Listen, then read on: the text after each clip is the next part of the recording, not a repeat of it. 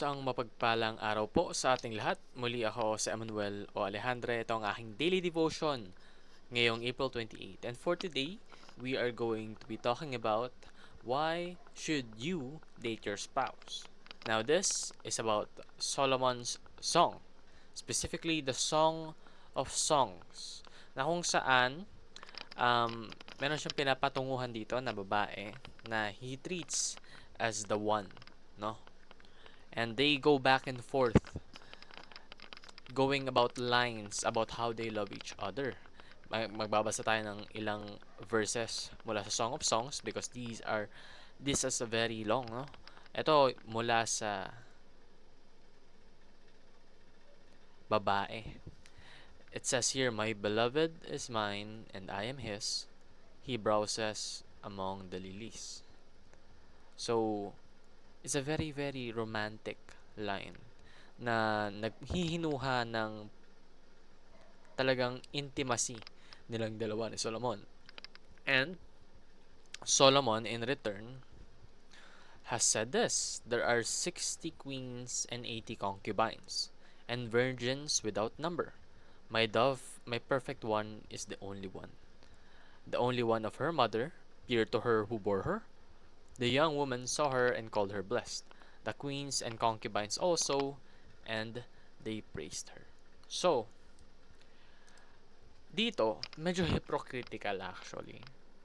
Sinasabi niya rito na meron siyang dose-dose ng concubines and wives, pero iisa lang daw yung tinuturing niyang pinaka-precious.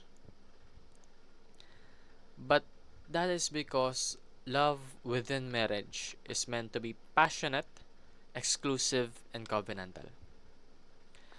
Passionate, ibig sabihin, meron talagang pagmamahal. Hindi lang sa salita, kundi sa gawa, pati sa isip. And probably the most important one of all, exclusive. Dapat iisa lang.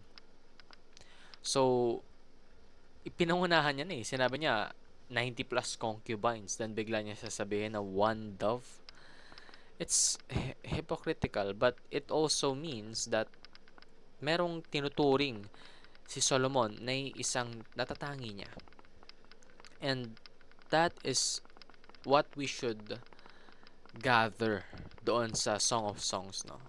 Na pag nagmamahal tayo, dapat iisa lang. Naalala po natin, dahil nga sa divided love, na-divide ang Jerusalem. And ganun din po sa ating buhay. Not necessarily na made-divide yung tinitirhan natin, but our focus, that should only be on God, will be divided. Kasi unang-una, hindi na natin sinusunod yung utos ng Panginoon. Marriage is a precious thing that should be a sign that you are one with one person only. You cannot be one with 10 people. That's draining, consuming. And how can it be covenantal? Kasi nga, kapag nagkakaroon ng kasalan, di ba? You promise to be there for them through the darkest times, no? The lows and the highs. Paano mo magagawa yun kung maraming tao kang minamahal or maraming tao kang pinakasalan? Paano kung yung dalawang taong pinakasalan mo sabay na nagkaroon ng problema? Will you be there for them? Kaya mo bang hatiin yung katawan mo para sa kanilang dalawa? No. In order for you to keep your promise, which is covenantal, you need to only focus on one person, to love in the level of intimacy such as a marriage partner. Because love within marriage must grow and be nurtured over time.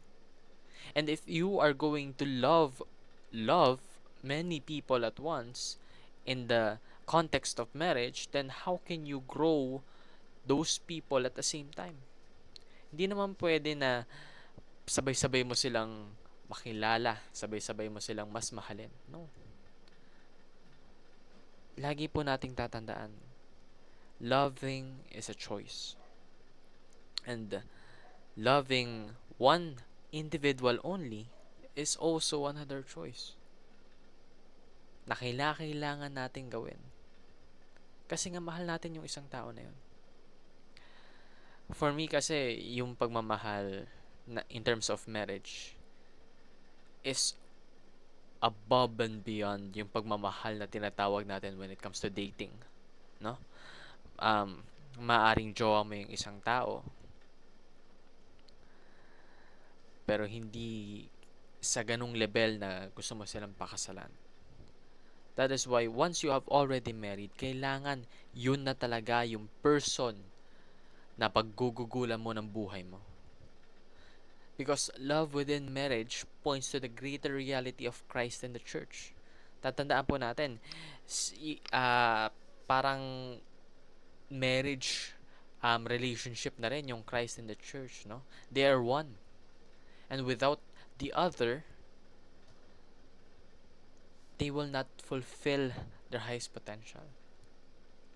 So, be sacrificial. Do not let passionate love fade. Because meron tayong tinatawag na honeymoon phase. Sa umpisa, yung mga relasyon, masaya. Nandyan yung kilig, yung kwela, yung growth. Growth na sobrang sarap sa pakiramdam. But there will come a time that you will eventually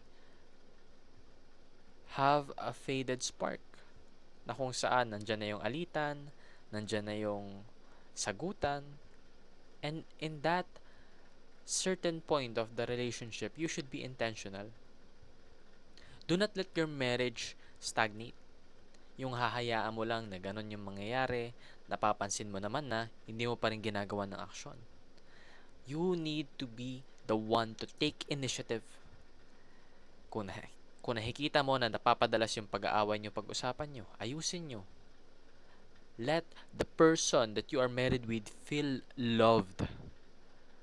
Na nararamdaman nila na araw-araw pinipili nyo sila because that is what love is. Be committed. Cultivate your marriage. In that way, you will reflect Christ in the church. Gaya ng relasyon ni Kristo at ng kanyang simbahan na nag-grow throughout time, continuously expanding.